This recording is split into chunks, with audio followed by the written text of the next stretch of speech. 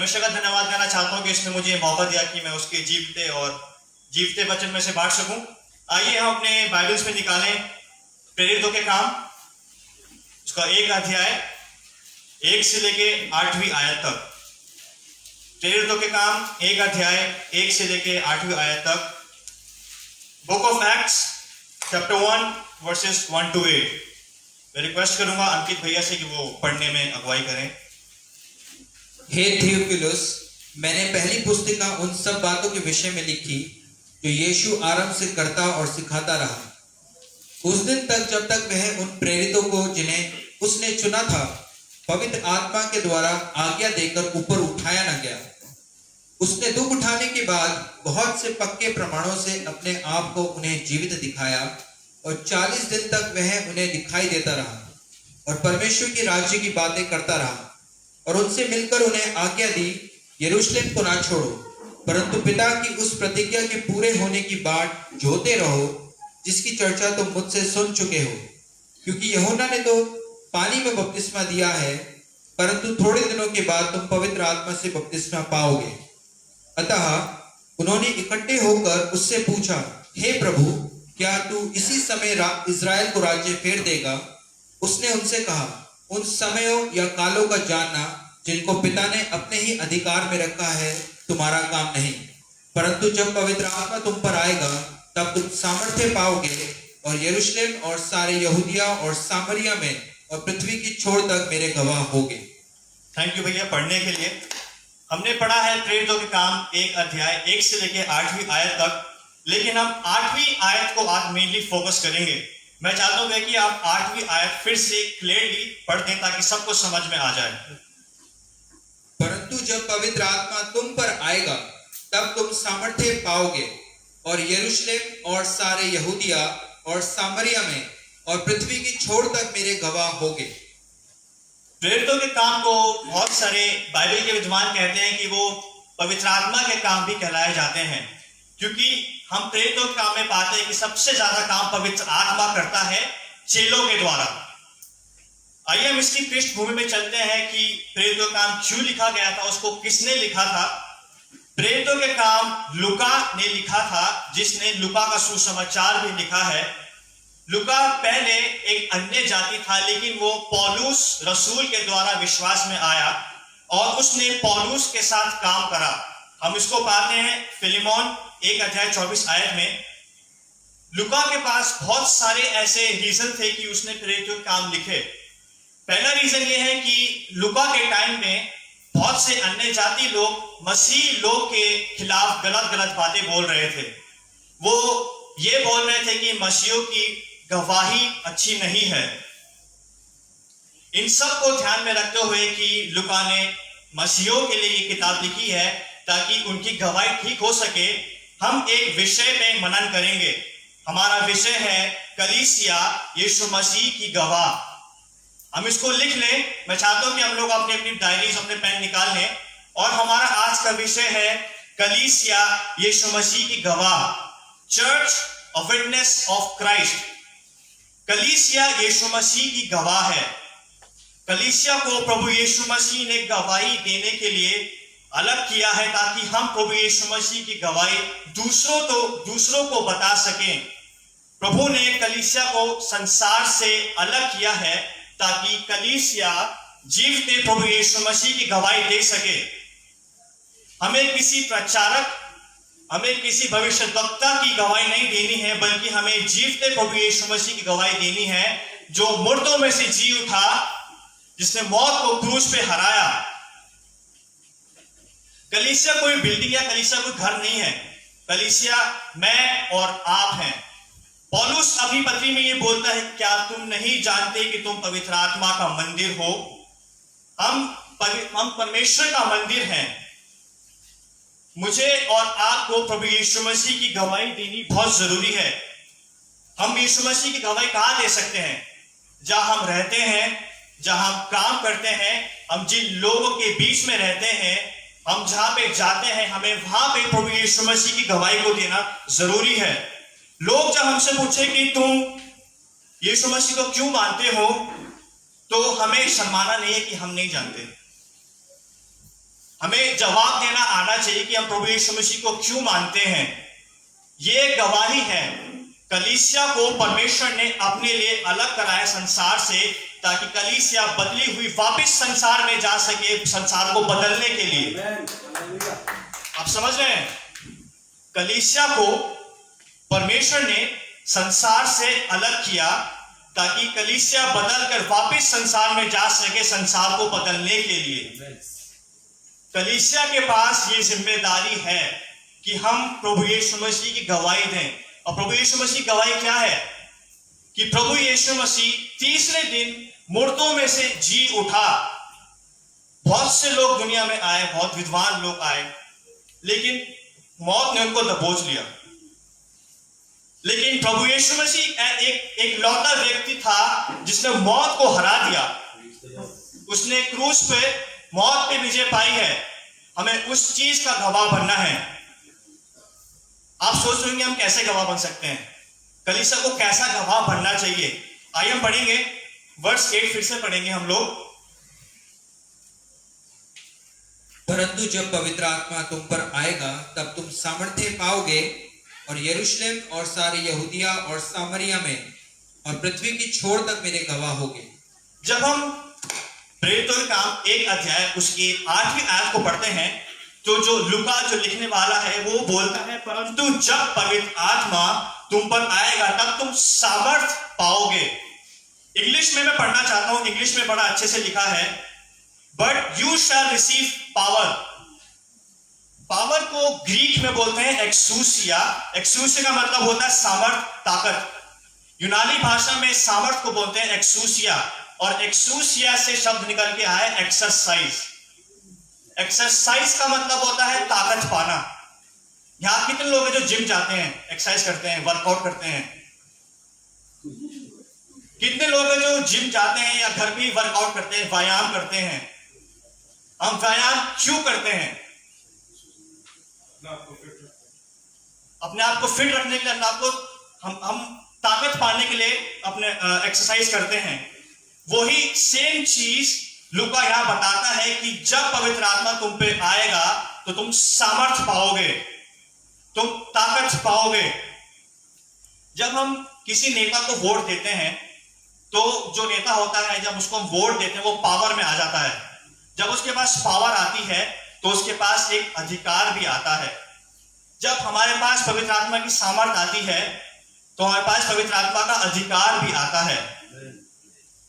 और अधिकार का हम गलत इस्तेमाल भी कर सकते हैं और अधिकार का हम सही इस्तेमाल भी कर सकते हैं। जिस नेता को हम लोग चुन के लाते हैं उसके पास अधिकार आता है, उसको हम पावर देते हैं। वैसे ही पवित्र आत्मा हमें चुनता है, हमें सामर्थ देता है और हमें अधिकार देता है। एक मूवी का डायलॉग है जो मैं बोलना चाहता हूं, भाई साहब अगर इजाजत दे तो। यहाँ पे बहुत सारे जवान लोग हैं, अनमोल है, रोहित है, उज्जवल है, एंथनी भैया हैं, अंकित भैया हैं। हम लोगों ने मूवी देखी होगी स्पाइडरमैन। बहुत सारे लोगों ने ये सुना होगा नाम स्पाइडरमैन। तो स्पाइडरमैन जब अपने अंकल के साथ कार में होता है तो उसके अंकल बोलते हैं, आप ध्यान से सुनिएगा, मैं पहले इसको इंग्लिश में बोलूंगा फिर मैं इसको हिंदी में बोलूंगा। स्पाइडरमैन का अंकल बोलता है, with great power comes great responsibility. बड़ी ताकत के साथ बड़ी जिम्मेदारी भी आती है। यह सिर्फ मूवी का डायलॉग है, लेकिन इस डायलॉग ने मुझे इंस्पायर करा। स्पाइडरमैन तो एक काल्पनिक कैरेक्टर है, लेकिन पवित्र आत्मा काल्पनिक नहीं है।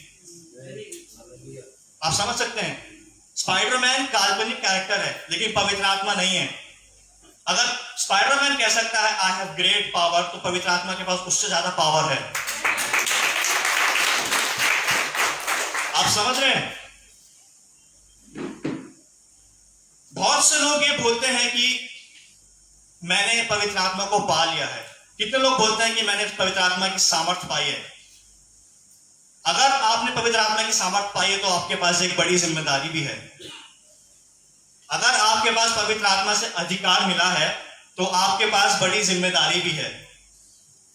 आप इसको लिख के रखें क्योंकि हमें ये आगे हमारे काम आएगा।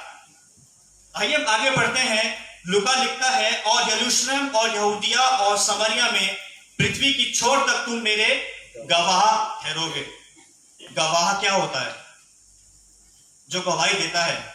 लूका यहां पे हमें ग्रीक भाषा में लिखता है गवाह को मार्टस, MARTUS। मार्टस का मतलब होता है वो गवाह जिसने देखा हो, जिसने अपनी आंखों से देखा हो, जिसने अपने कानों से सुना हो।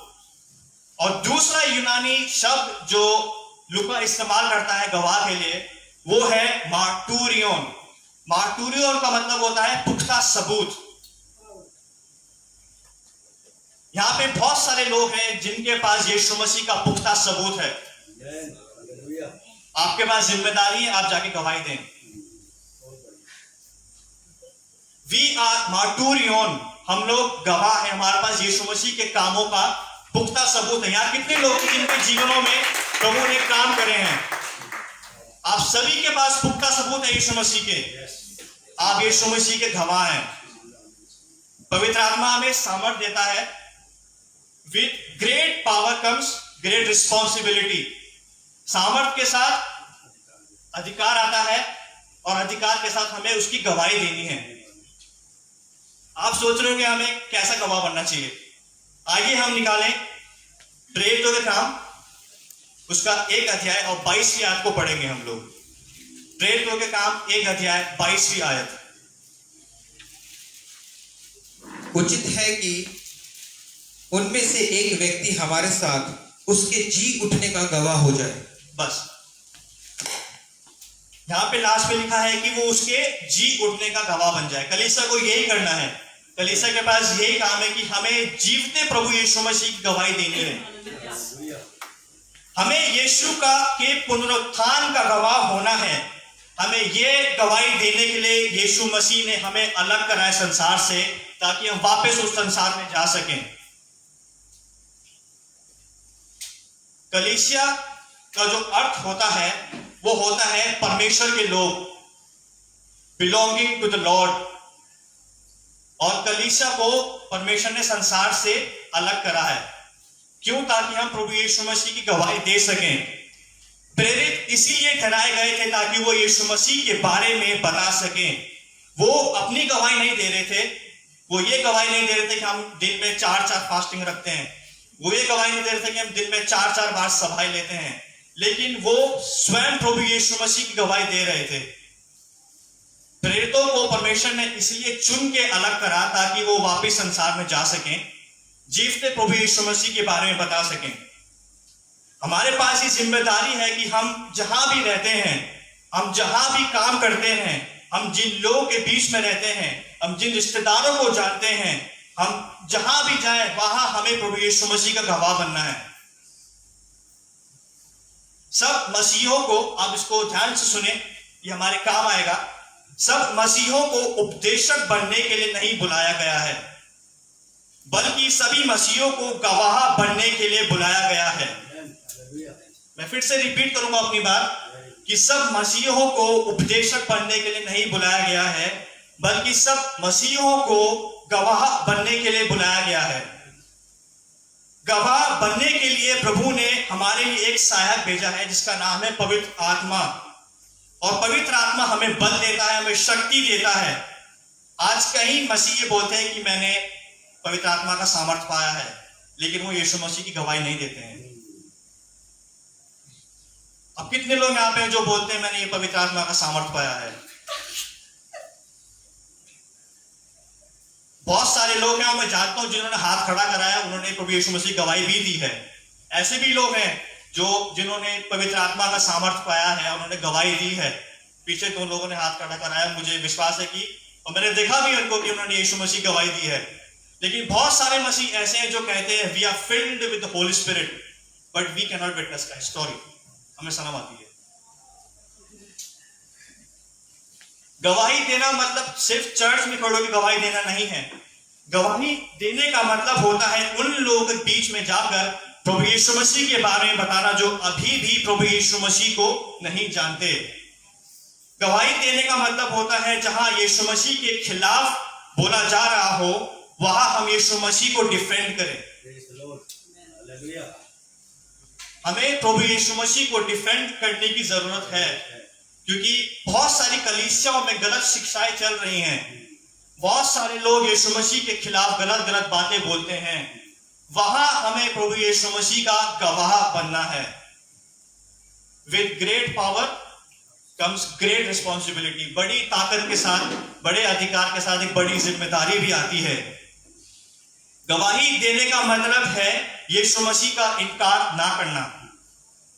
कई बार हमारे जीवन में ऐसा मौका आएगा कि जब लोग हमसे पूछेंगे कि तुम यीशु मसीह का इनकार कर दो, हम तुम्हें छोड़ देंगे।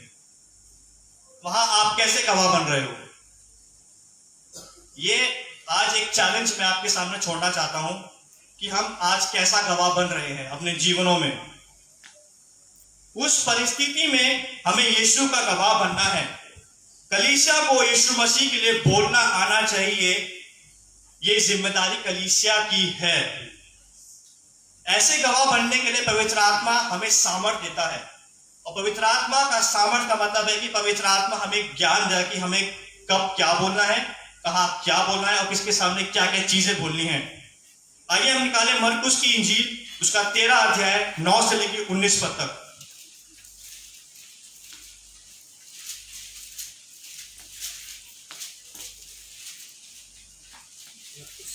मरकुस की इंजील उसका 13 अध्याय 9 से लेके 11वीं आयत तक।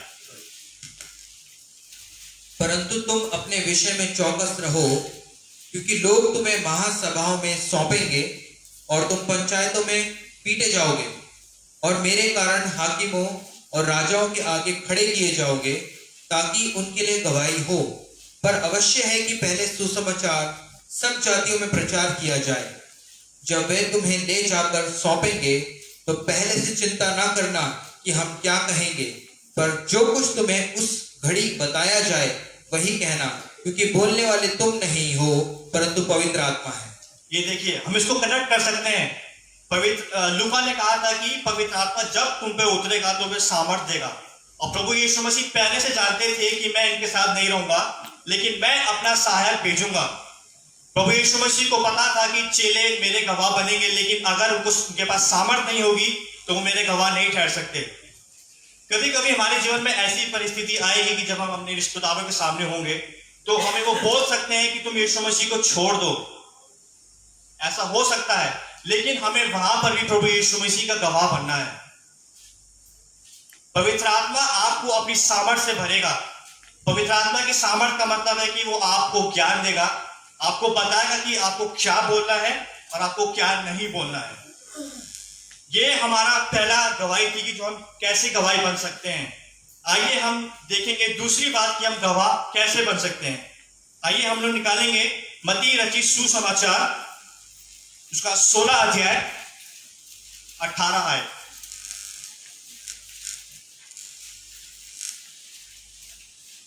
और मैं भी तुझसे कहता हूं कि तू पतरस है, और मैं इस पत्थर पर अपनी कलीसिया बनाऊंगा और अधोलोक के फाटक उस पर प्रबल ना होंगे। हमने पहले देखा कि कलीसिया के पास जिम्मेदारी है कि कलीसिया को परमेश्वर ने अलग कर दिया। अब कलीसिया गवाही देगी, यीशु मसीह की गवाही देगी। और अब हम देखेंगे कि हम स्वयं कैसे गवाही दे सकते हैं, हम स्वयं कैसे गवाह बन सकते हैं। हमने पढ़ा मत्ती रचित सुसमाचार उसका 16 अध्याय और 18वीं आयत। यहां पर यीशु कहते हैं कि जो कलीसिया मैं बनाऊंगा, कलीसिया आप और मैं है।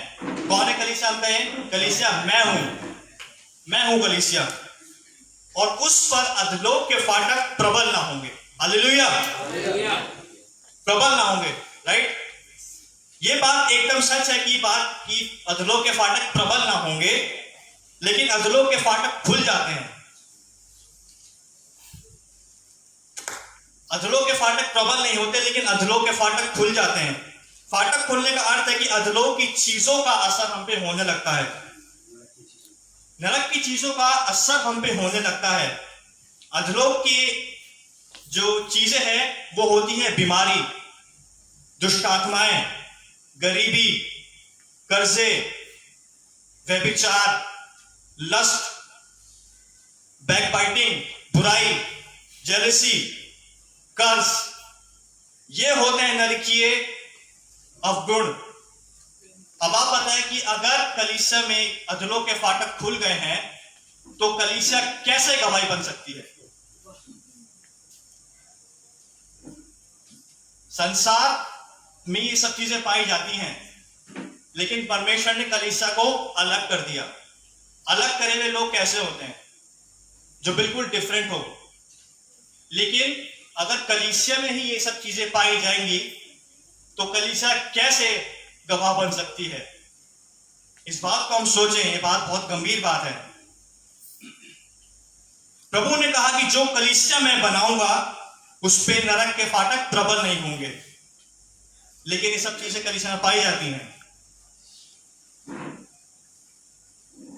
लोग जो बाहर कलीसिया के हैं वो बीमार हैं, उनके पास बहुत प्रॉब्लम्स और बहुत सफरिंग से वो गुजर रहे हैं, और आप और मैं भी इन सब चीजों से गुजर रहे हैं। तो कलीसिया और संसार के बीच में क्या डिफरेंस होगा? कलीसिया कैसे गवाह बन सकती है? हमें प्रभु यीशु मसीह का गवाह बनने के लिए बुलाया गया है, और हमें संसार से अलग किया गया है ताकि हम वापस संसार में जा सके, संसार को बदलने के लिए। हम कैसे यीशु मसीह गवाह बन सकते हैं? जब हम प्रभु यीशु मसीह को अपने जीवन में पहला स्थान देंगे, जब प्रभु यीशु मसीह का काम हमारे जीवन में होगा। और प्रभु यीशु मसीह का काम क्या होगा हमारे जीवनों में? प्रभु यीशु मसीह का काम कलीसिया में क्या होगा? जब बाहर के लोग अपनी जरूरतों के लिए तरस रहे होंगे, तब कलीसिया के पास भरपूरी रहेगी। आप ऐसे गवाह बन सकते हैं प्रभु यीशु मसीह के कि जब संसार के लोग तरस रहे होंगे, तब प्रभु यीशु मसीह के कलीसिया के पास भरपूर रहेगा। जब संसार के लोग बीमारियों में होंगे, तक दुख तकलीफों में होंगे, तब यीशु मसीह की कलीसिया चंगाई में होगी। जब संसार के लोग दुख तकलीफों में होंगे, तब यीशु मसीह कलीसिया एकदम चंगाई में रहेगी।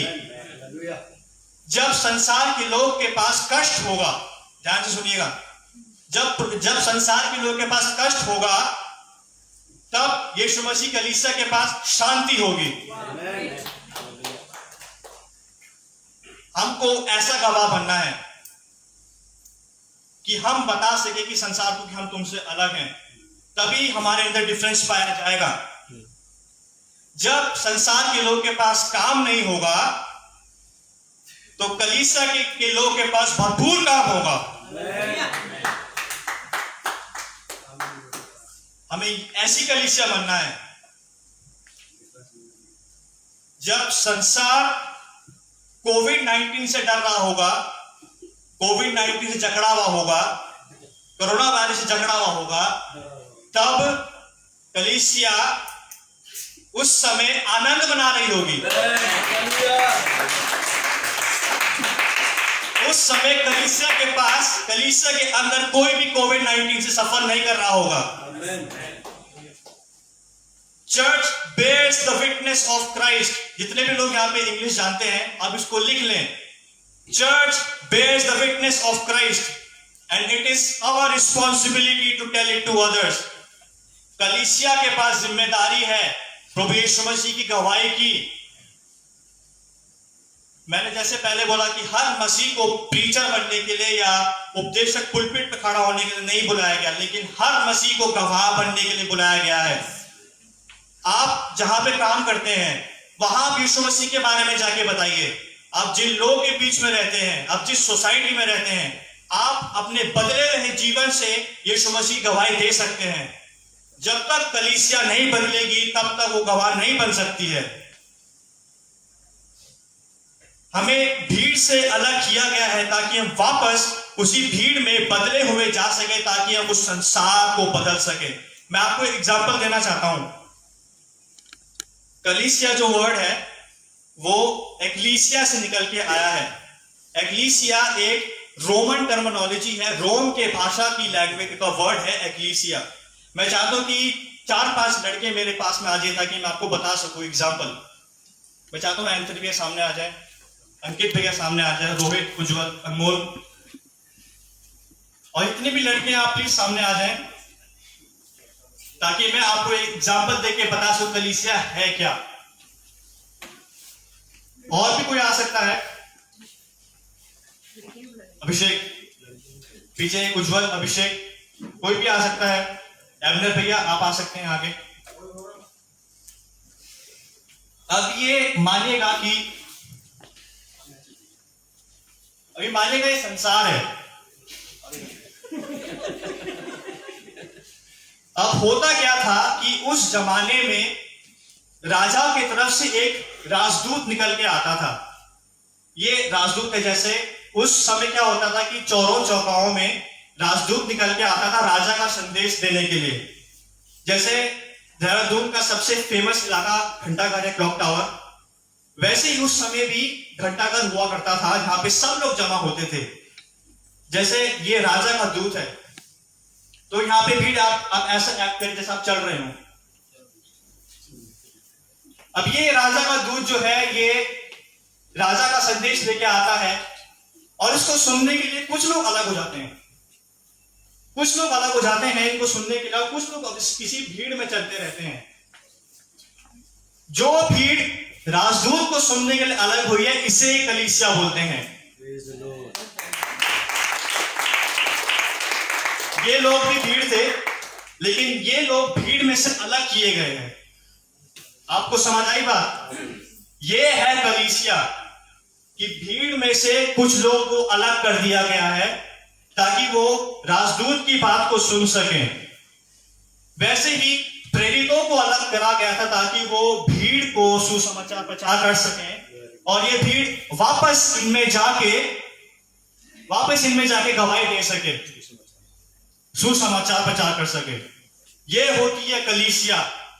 कलीसिया को अलग किया गया है ताकि वो राजदूत की बात सुने, बदल जाएं और वापस उसी भीड़ में चले जाएं।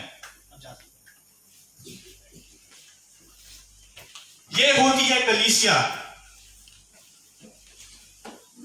हम आज कैसे गवाह बन रहे हैं? हमारे पास एक जिम्मेदारी है।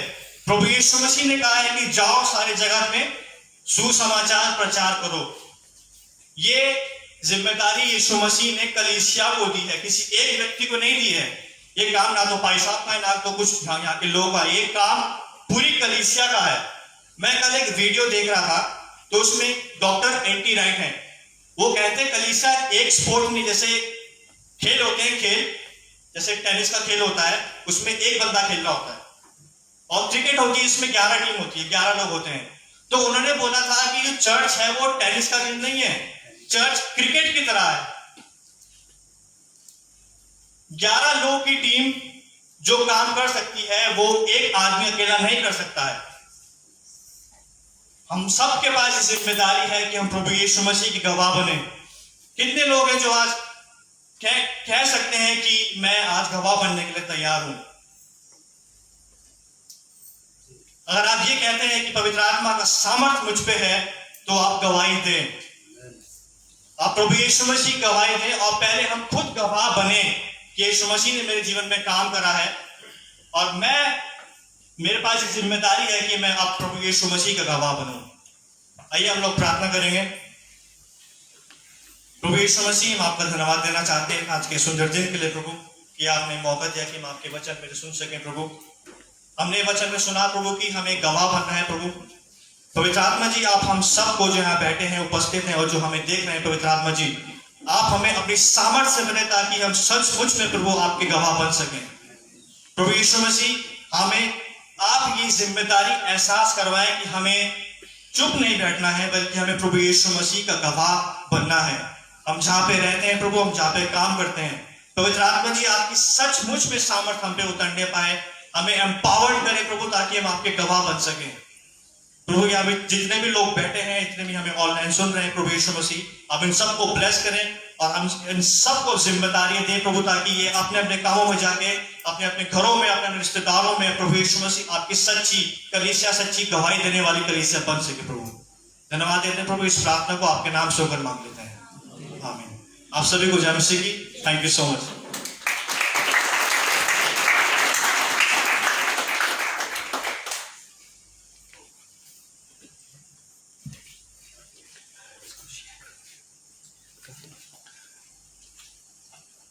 बड़ी अजीब परिस्थितियों की विडंबना थी ये, अब इसको लेकर हटा।